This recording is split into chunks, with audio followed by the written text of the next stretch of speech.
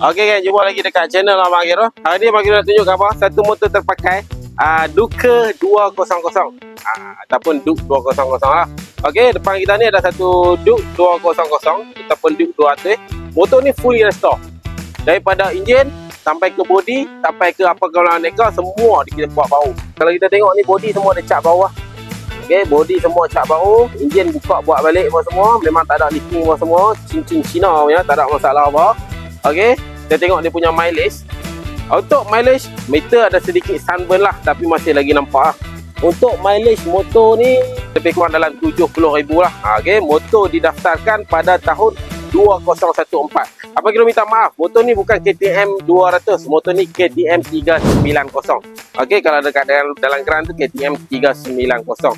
Jadi untuk motor ni memang fully restore. Kalau kita tengok tayar depan boleh pakai lagi, tak perlu tukar, beli balik naik sahaja. Tayar pun bukan tayar murah dia pakai.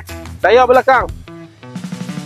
belakang, okey, tayar pun cun-cun Cina ni, tak ada masalah apa. Okey, kita tengok exhaust, berapa ni? Okey, kita carbon lah.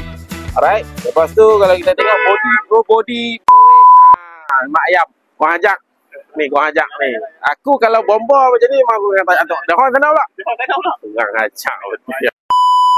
Saya dah terkejut. Okay, berbalik kepada kita punya motor tadi. Tadi tak mana tadi exhaust. Okey, lepas exhaust kita tengok dia cat lah. Untuk cover set semua cat baru. Warna biru ni kita panggil biru apa? Royal blue lah. Tapi biru yang cantik lah. Okey, biru yang cantik lah. Kalau kita tengok dia buat design Red Bull. Alright, cat semua baru, cantik, tak ada masalah. Handle grip ada tulis Duke. Lepas tu dia punya sidul mirror kat sini. Alright, semua sporing semua kita cat baru semua bagi. Okey, cover semua cat baru, tak ada masalah. Mileage 70,000 tahun 2014. Kalau kita tengok dia punya sistem brake, dia pakai Vibri depan dan juga belakang. Wiring pun semua cun, lampu pun semua nyala, signal semua nyala. Horn pun ada bunyi jugalah.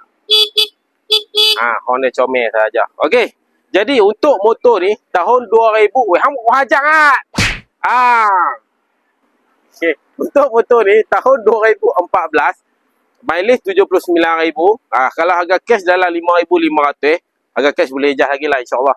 Kalau nak buat loan motor ni, hak ni lah. Selalu motor second hand apa kena tunggu hak ni lah.